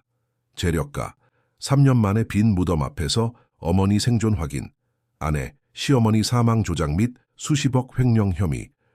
초기에는 정보가 부족했지만 시간이 지날수록 세부 사항들이 흘러나왔습니다. 도윤은 수백 통의 기자 전화를 받은 뒤 휴대폰을 꺼버렸습니다. 그는 아직 언론과 대화할 준비가 되지 않았습니다. 먼저 이 모든 상황을 정리해야 했습니다. 무엇보다 어머니가 안전하다는 것을 확신해야 했습니다. 오후에 강 경감이 직접 전화를 걸어왔습니다. 김 회장님, 박지현 씨가 회장님과 대화하고 싶어 합니다. 회장님을 직접 만나기 전에는 진술을 거부하겠다고 하네요. 도윤은 속이 뒤틀리는 것을 느꼈습니다. 만나고 싶지 않습니다. 이해합니다만 전략적으로 도움이 될 수 있습니다. 수사관들이 지켜보는 가운데 회장님 앞에서 자백하게 되면 사건이 훨씬 유리해집니다. 혼자 두지 않겠습니다. 저와 다른 경찰들이 배석할 겁니다. 도윤은 어머니를 바라보았습니다. 선옥은 그의 손을 꽉 쥐었습니다. 가거라 아들아. 그 아이의 눈을 똑바로 보고 그녀가 너를 파괴하지 못했다는 걸 보여주거라. 30분 뒤 도윤은 정문 앞에 진을 친 기자들을 피해 뒷문으로 경찰청에 들어갔습니다. 강 경감이 그를 취조실로 안내했습니다. 지현은 수갑을 찬 채 머리는 헝클어지고 화장은 눈물에 번진 모습으로 앉아 있었습니다. 도윤이 들어오는 것을 보자 그녀는 벌떡 일어났습니다. 도윤아, 세상에, 이 오해 좀 풀어줘. 내가 다 설명할 수 있어. 도윤은 의자를 끌어당겨 거리를 두고 앉았습니다. 설명해봐. 죽었다던 내 어머니가 어떻게 가짜 이름으로 3년 동안 요양원에 갇혀 진정제를 맞고 있었는지 설명해보라고. 지현은 미친 듯이 고개를 저었습니다. 그런 게 아니야. 당신은 몰라. 어머니는 아프셨어, 도윤아. 망상을 하시고 말도 안 되는 소리를 하셨다고. 내가 도와주려 했던 거야. 도와주려고 약을 먹이고 가짜 이름으로 등록했나? 도와주려고 사망진단서를 조작하고 빈관으로 장례식을 치렀어. 지현의 눈물은 진심처럼 보였지만 도윤은 이제 무엇이 진짜고 무엇이 연기인지 알 수 없었습니다. 난 절박했어. 어머니가 모든 걸 망치려 하셨단 말이야. 당신이 일궈온 모든 걸 잃게 만들려 하셨어.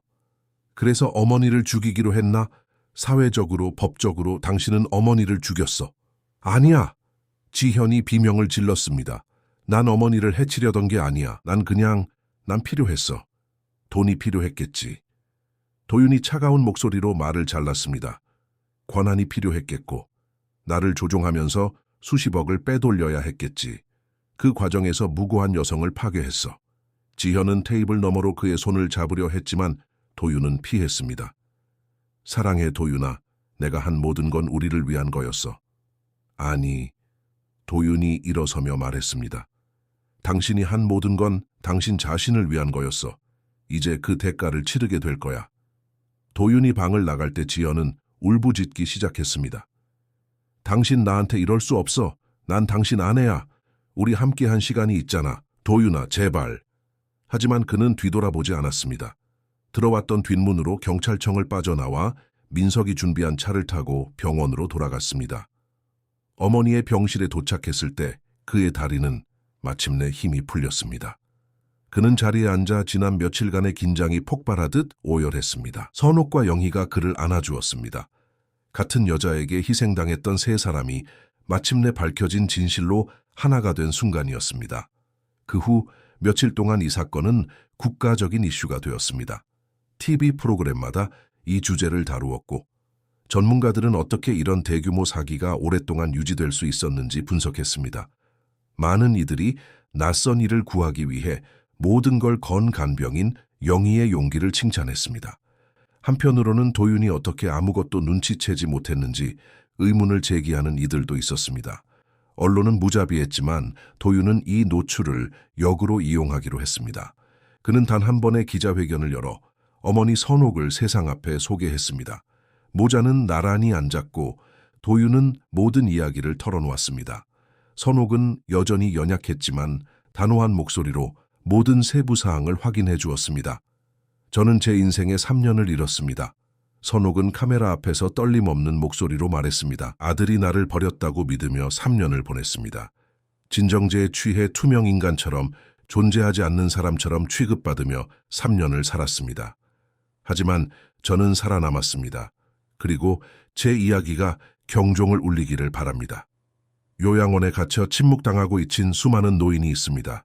저는 제 말을 믿어준 단 한 사람 덕분에 운이 좋았습니다.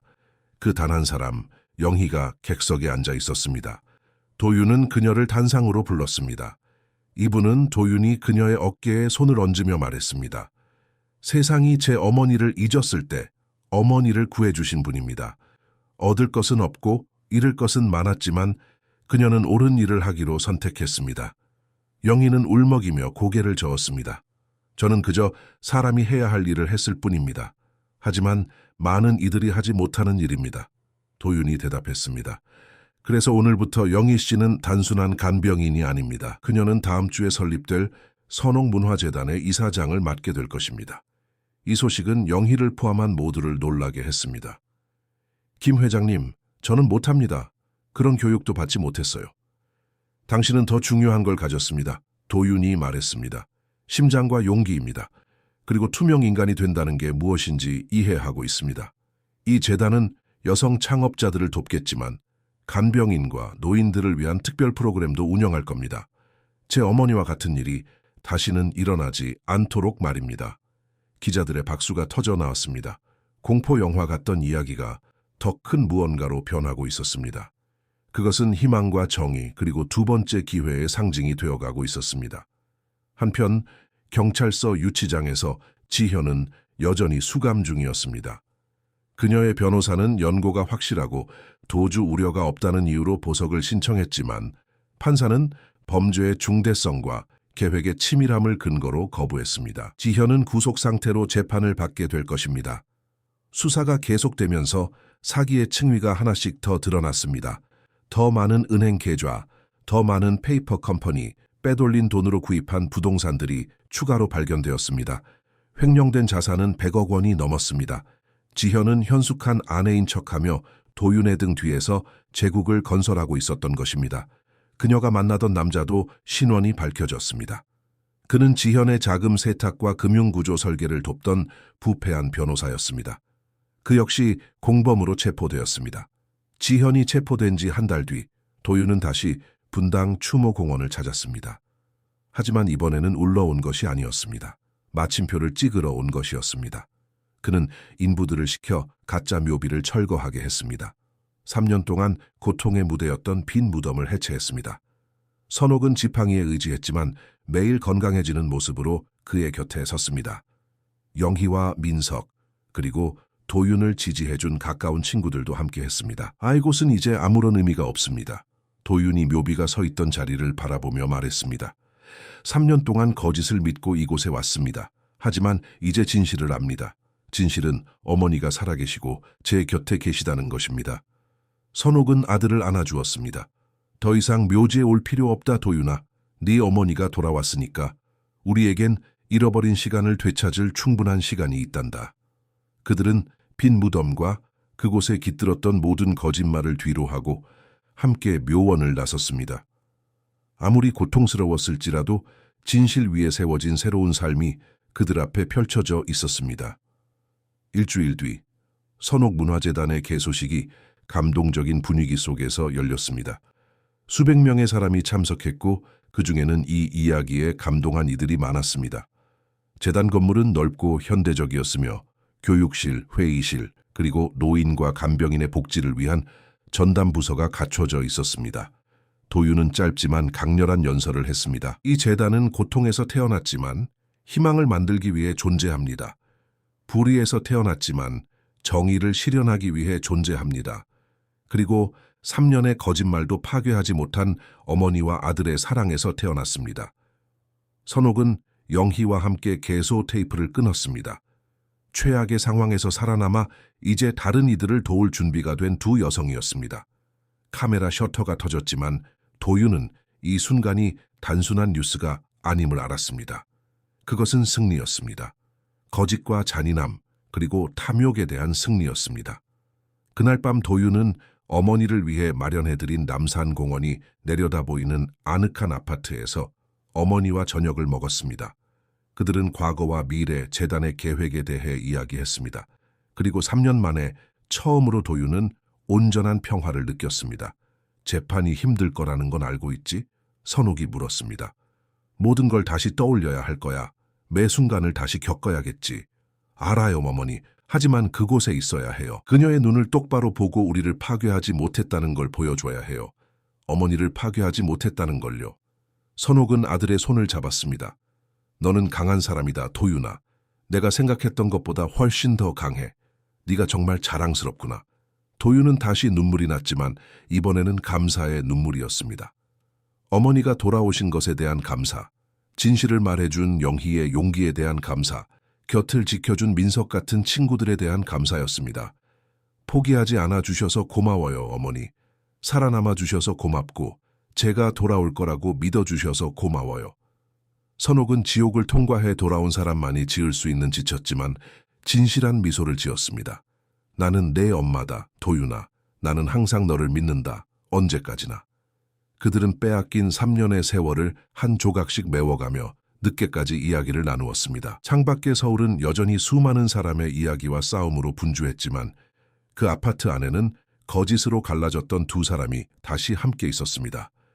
도유는 어머니를 안으며 생각했습니다. 그것만이 정말로 중요한 것이라고요. 진실이 이겼고 정의가 실현되고 있었습니다. 그리고 지현이 파괴하려 했던 어머니와 아들의 사랑은 그 어느 때보다 단단해졌습니다. 빈 무덤은 철거되었습니다. 거짓말은 폭로되었습니다.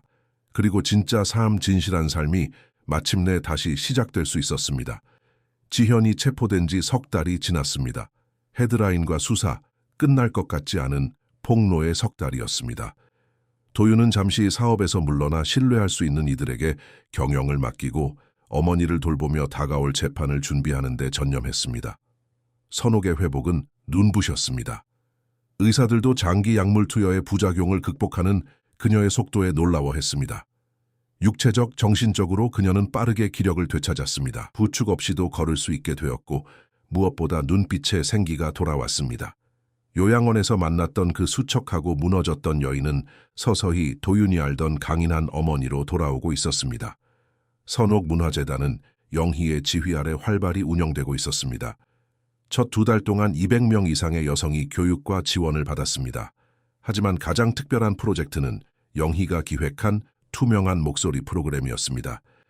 이 전담팀은 요양원이나 시설에 있는 노인들의 신원 불일치나 의심스러운 사례 43건을 조사했습니다.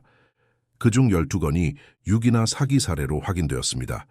선옥처럼 세상에서 잊혔던 12명의 사람이 구조된 것입니다. 영희는 타고난 행정가였습니다. 그녀는 자신이 직접 겪어봤기에 사람들의 고통을 누구보다 잘 이해했습니다. 투명 인간이 된다는 것, 사회로부터 버려진다는 것, 아무것도 아닌 존재로 취급받는다는 것이 무엇인지 알았습니다. 그녀는 그 경험을 바탕으로 사람들의 삶을 실질적으로 바꾸는 프로그램을 만들었습니다. 도유는 매주 재단을 방문하며 그 변화에 감동했습니다. 어느 날 영희가 사무실로 그를 불렀습니다. 김 회장님, 보여드릴 게 있습니다. 그녀가 서류철을 내밀었습니다. 지난 몇 주 동안 선옥 어르신의 이야기를 뉴스로 접한 분들로부터 수십 통의 편지가 왔습니다. 자신의 가족도 비슷한 상황일지 모른다고 의심하는 분들이 많아요. 도유는 편지들을 넘겨보며 가슴이 아팠습니다. 갑작스러운 실종, 설명되지 않는 노인의 부재, 답을 찾지 못한 가족들의 이야기가 가득했습니다. 어머니 같은 분들이 또 얼마나 더 있는 걸까요? 그가 물었습니다. 많을 겁니다. 영희가 대답했습니다. 그래서 당국과 협력해 전수조사를 하고 싶습니다.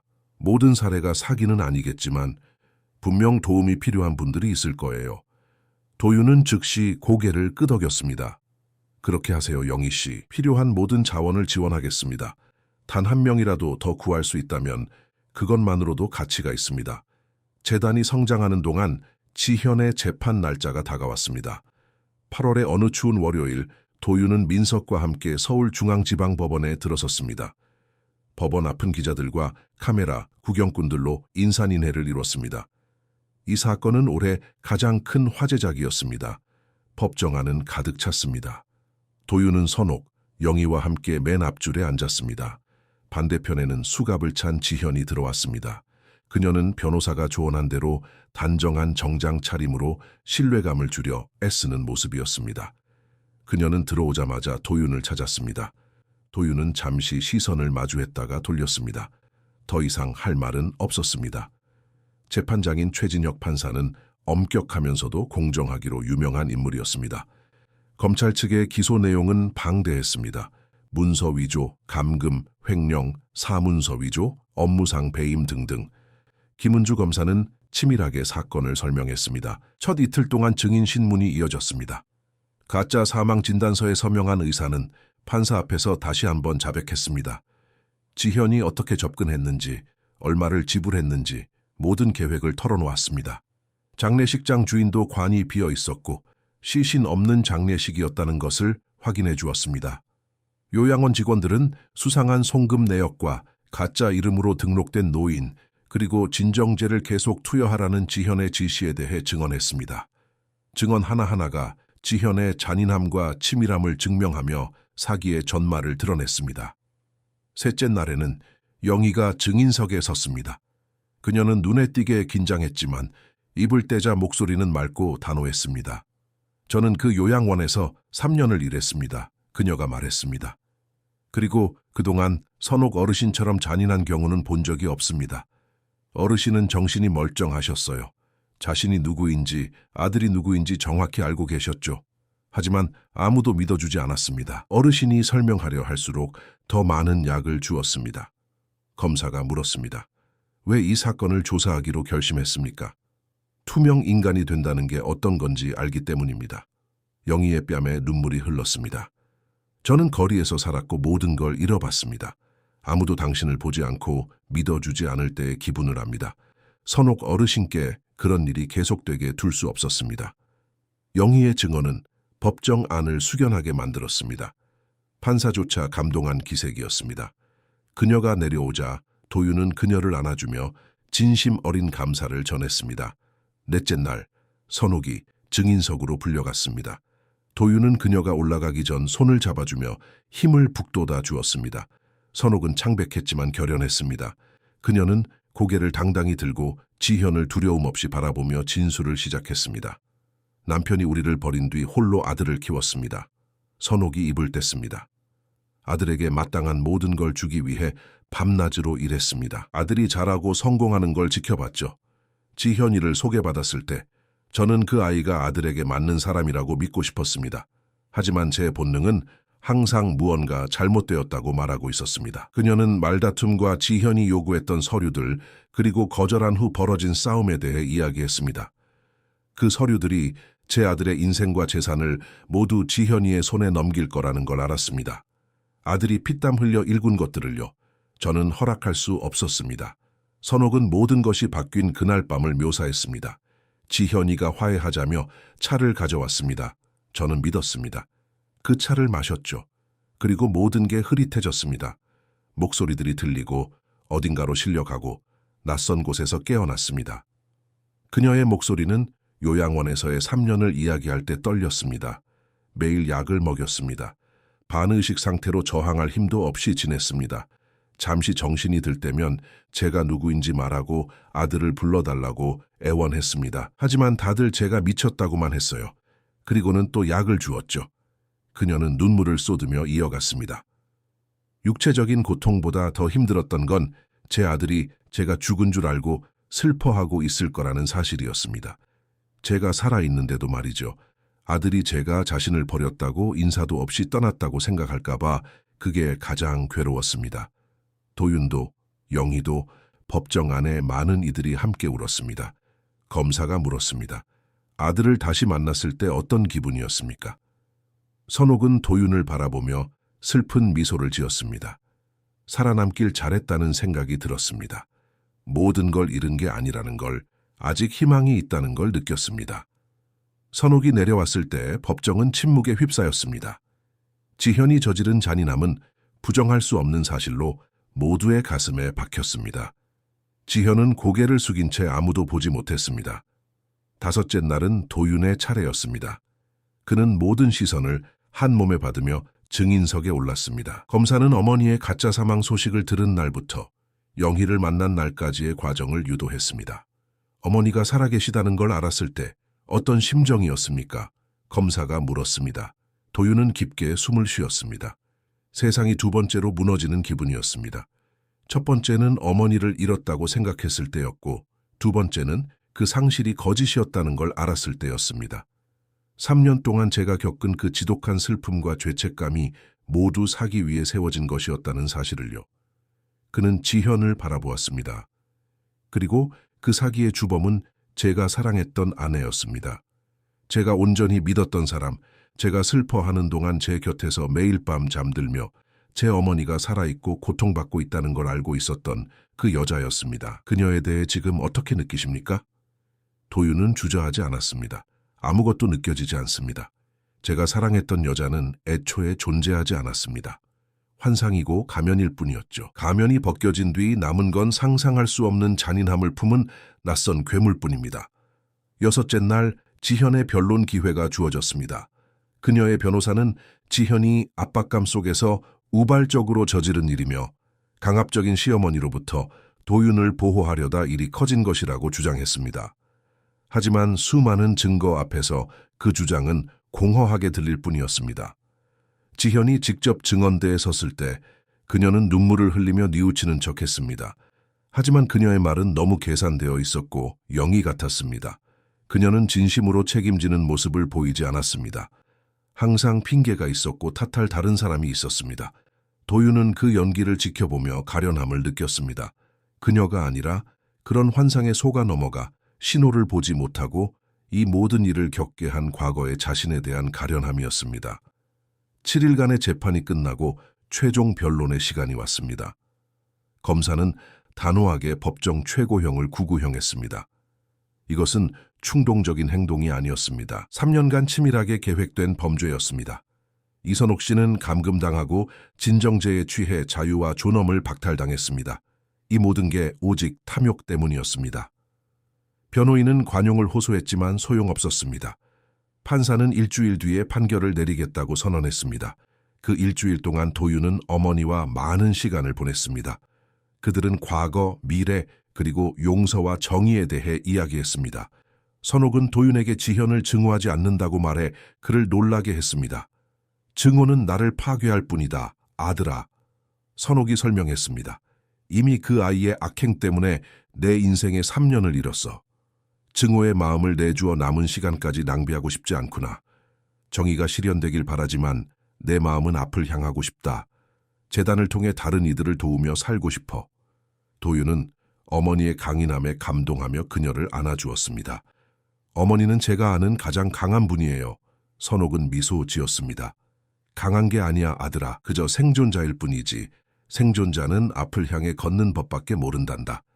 선고 당일 법정은 첫날보다 더 붐볐습니다. 도윤, 선옥, 영희는 서로의 손을 꼭 잡고 앉았습니다.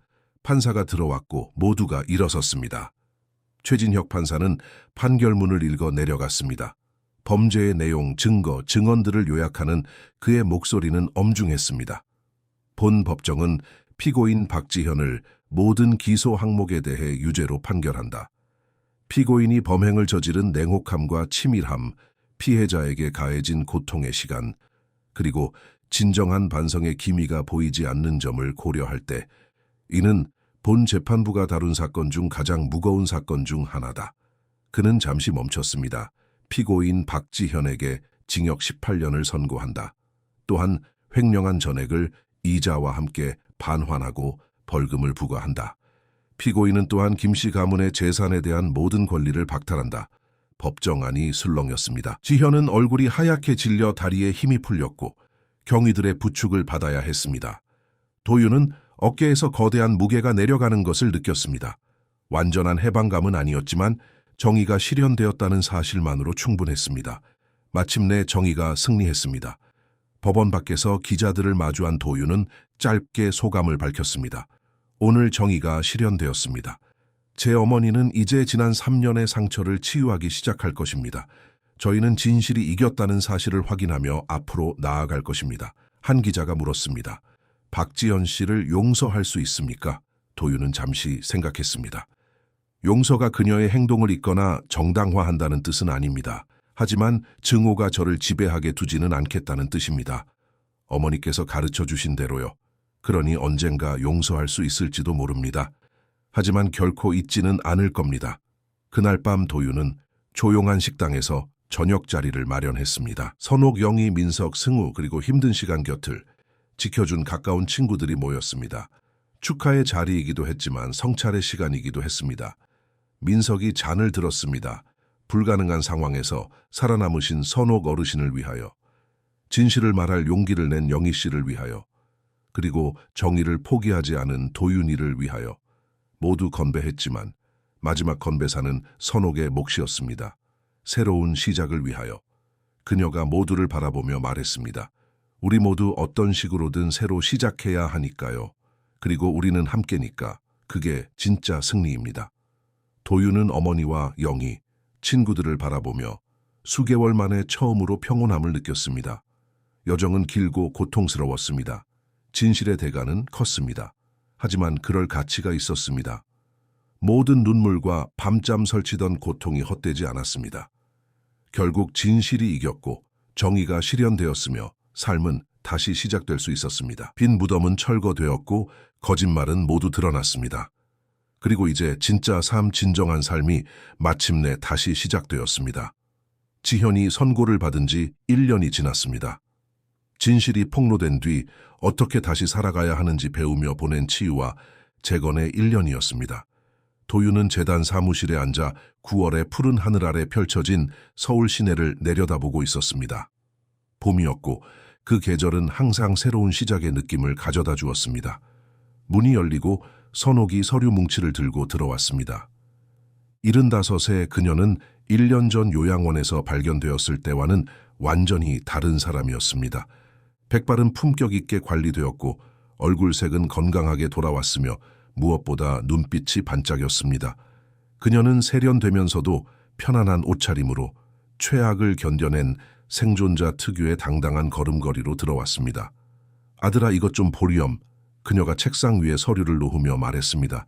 지난 분기 재단 보고서야. 수치가 정말 놀랍구나. 도윤은 서류를 읽어 내려갔습니다. 운영 1년 만에 선옥문화재단은 1000명 이상의 여성을 지원했습니다. 하지만 그를 가장 감동시킨 것은 영희가 기획한 투명한 목소리 프로그램이었습니다. 조사팀은 13건의 실종 및 의심 사례를 조사했고 그중 12건이 유기나 사기 사례로 확인되었습니다. 선옥처럼 세상에서 잊혔던 12명의 사람이 구조된 것입니다. 영희 씨가 정말 대단한 일을 해냈네요. 도윤이 미소 지으며 말했습니다. 최고의 스승에게 배웠으니까. 선옥이 장난스럽게 미소 지었습니다. 바로 나 말이야. 두 사람은 함께 웃었습니다. 과거의 무게가 미래를 향한 힘으로 바뀌기 시작한 사람들의 가벼운 웃음이었습니다. 모자 관계는 이전보다 훨씬 더 깊어졌습니다. 3년의 이별은 고통스러웠지만 함께하는 매 순간의 소중함을 일깨워 주었습니다. 그때 영희가 들어왔습니다.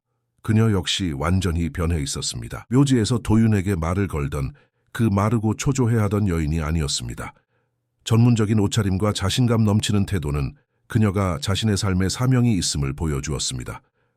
어르신 김 회장님, 손님들이 오셨습니다. 그녀가 알렸습니다. 그들은 재단의 메인 홀로 나갔습니다. 그곳에는 재단의 지원을 받아 자신의 사업을 시작한 여성들이 기다리고 있었습니다. 그녀들은 직접 만든 공예품, 음식, 꽃 등을 가져왔습니다. 감사의 마음이자 자신들이 잘 살고 있다는 것을 보여주려는 선물이었습니다. 그중 한 명인 50대 여성 박순자 씨가 눈시울을 붉히며 선옥에게 다가왔습니다. 어르신이 제 인생을 바꾸셨어요. 희망도 방향도 없었는데 이제 제 수선실을 운영하며 가족을 부양하고 있습니다. 다 재단 덕분입니다. 선옥은 순자 씨를 따뜻하게 안아주었습니다. 당신이 스스로 인생을 바꾼 거예요.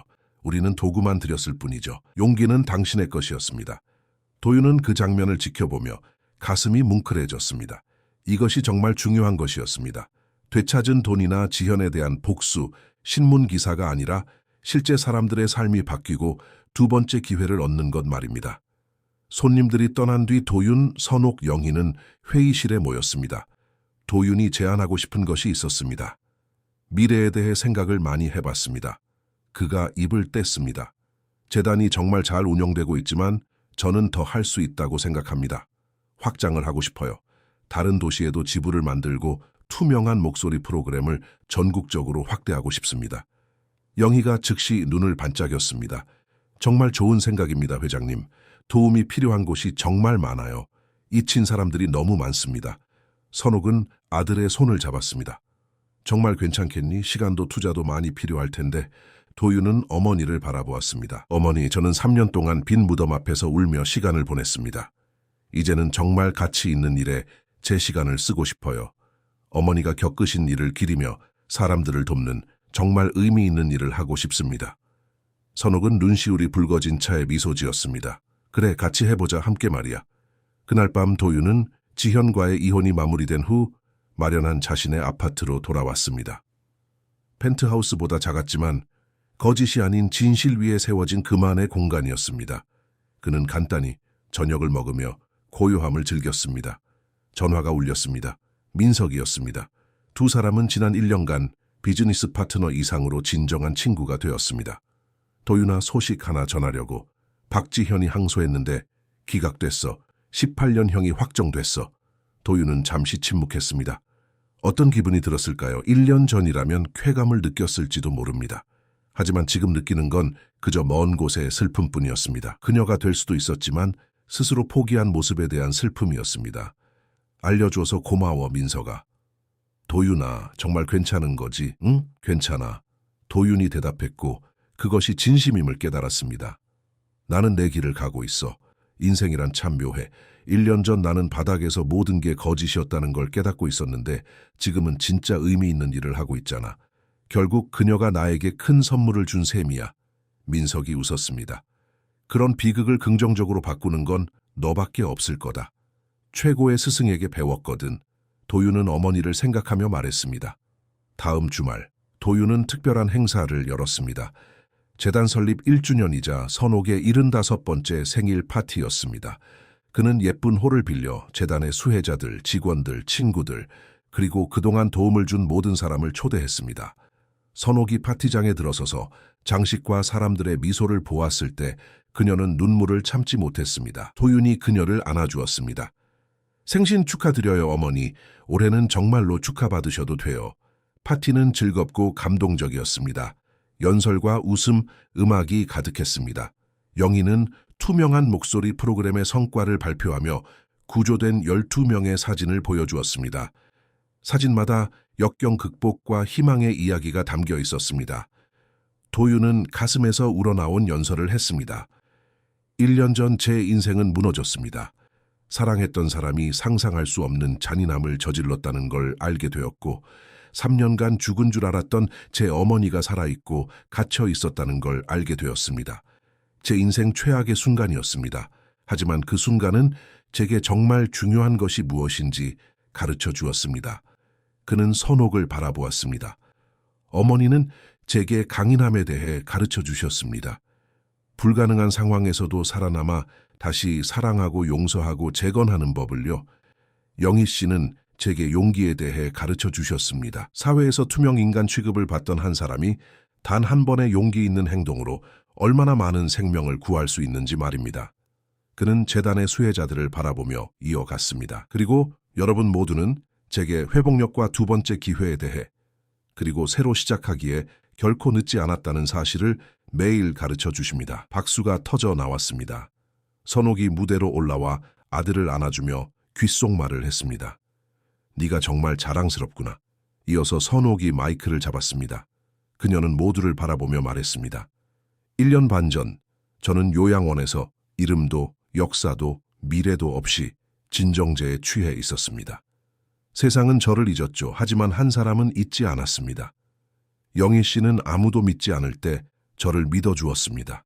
저를 구하기 위해 모든 걸 걸었죠. 그 용기 덕분에 오늘 저는 살아있고 자유로우며 사랑하는 사람들에게 둘러싸여 여기 서 있습니다.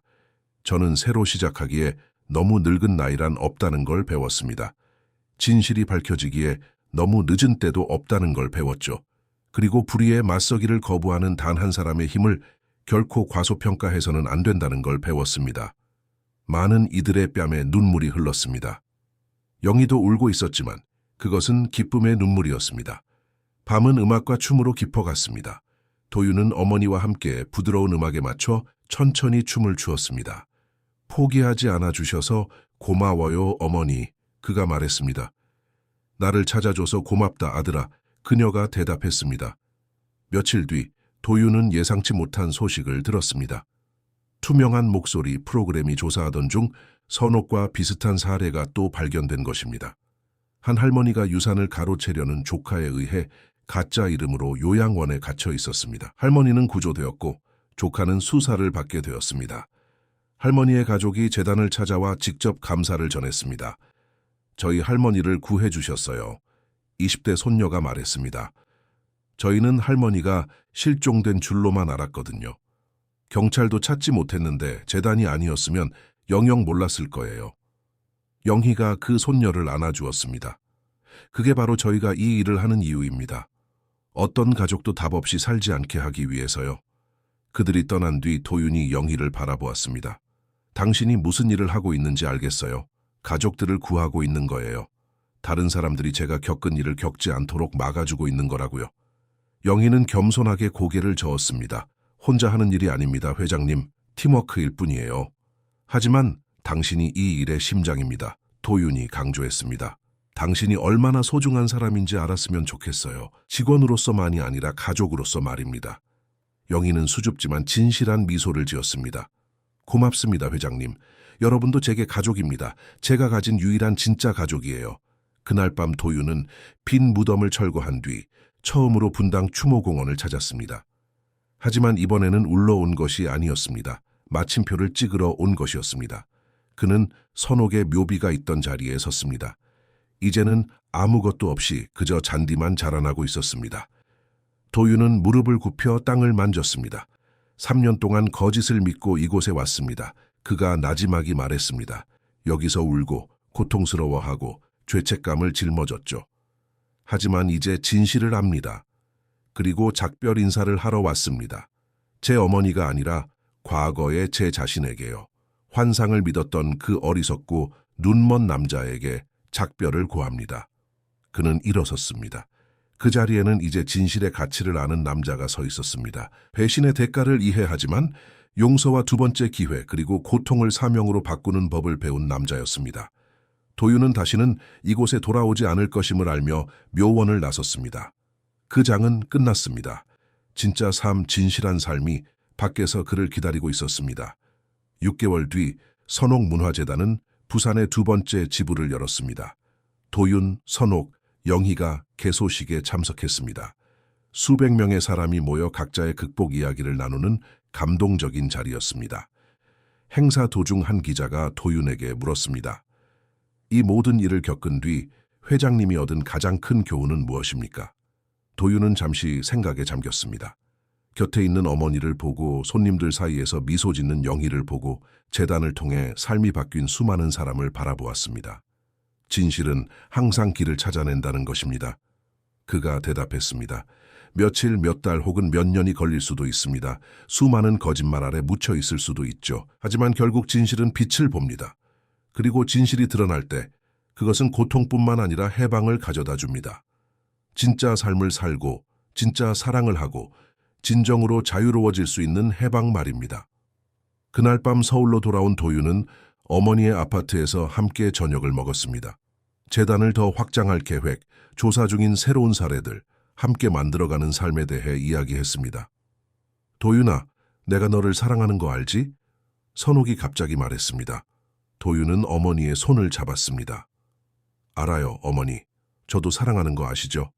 선옥은 미소 지었습니다. 3년 동안 이 순간만을 꿈꿨단다. 너와 앉아 이야기하고 그저 곁에 있는 것. 가끔은 절대 오지 않을 것 같던 날들이었지. 하지만 우리가 여기 있구나. 네, 우리가 여기 있네요. 도윤이 그 말의 무게와 아름다움을 느끼며 되뇌었습니다. 그들은 서로의 존재를 느끼며 기분 좋은 침묵 속에 앉아 있었습니다. 창밖에 서울은 수천만 개의 불빛과 함께 여전히 요동치고 있었습니다. 수많은 이야기가 동시에 펼쳐지고 있었죠. 하지만 그 아파트 안에는 거짓으로 갈라졌던 두 사람이 다시 함께 있었습니다. 도윤은 어머니를 바라보며 생각했습니다. 그것만이 정말로 중요한 것이라고요. 진실이 이겼고 사랑은 살아남았습니다. 그리고 그들이 되찾기 위해 그토록 싸웠던 진짜 삶, 진실한 삶을 마침내 온전히 살아갈 수 있게 되었습니다. 빈 무덤은 그저 비어 있을 뿐이었습니다. 하지만 지금 그들이 세워가는 삶은 실제했고 진실했습니다. 그것은 온전히 그들의 것이었습니다. 그리고 이제 그 누구도 다시는 그것을 뺏어갈 수 없을 것입니다. 도윤은 창밖의 불빛을 보며 미소 지었습니다. 과거는 과거일 뿐입니다. 미래는 가능성과 사명, 그리고 희망으로 가득 찬 채 그들 앞에 열려 있었습니다. 그리고 도윤은 수년 만에 처음으로 진정한 평화를 느꼈습니다. 여정은 길고 고통스러웠습니다. 진실의 대가는 컸습니다. 하지만 결국 모든 눈물과 고통은 가치가 있었습니다. 결국 그들은 승리했으니까요. 지현을 이긴 것이 아니라 거짓과 절망, 그리고 체념을 이겨낸 것입니다. 그것이야말로 가장 위대한 승리였습니다. 청취자 여러분, 도윤과 선옥의 이야기가 여러분의 마음에 깊은 울림을 주었기를 바랍니다. 고통과 용기, 그리고 재건을 향한 이 여정에 감동하셨다면 좋아요와 구독을 눌러주시고 댓글로 어떤 장면이 가장 기억에 남는지 알려주세요. 낯선 일을 구하기 위해 모든 걸 건 영희의 용기였나요? 요양원에서 어머니와 재회하던 그 가슴 아픈 순간이었나요? 아니면 비극을 희망으로 바꾼 재단의 이야기였나요? 저희는 매일 인간 영혼의 가장 깊고